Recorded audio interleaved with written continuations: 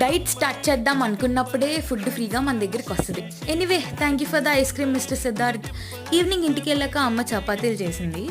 అది అలా వేస్తామన్నమాట. భలే పొంగింది కదా చపాతీ. సర్లే, డిన్నర్ అయిపోయిన తర్వాత ఖాళీగా ఏం చేస్తామని చెప్పి ఎప్పుడూ జాన్వరిలో అయిపోయిన ద డిపార్ట్మెంట్ కిట్ అంతా బయటికి తీసి కూర్చున్నాను. డిపార్ట్మెంట్ అయిపోతే సరిపోదు, కోటా కూడా కంప్లీట్ చేసుకోవాలి కదా. నాకు ఎలాగో స్క్వేర్స్ వరకు అయిపోయాయి.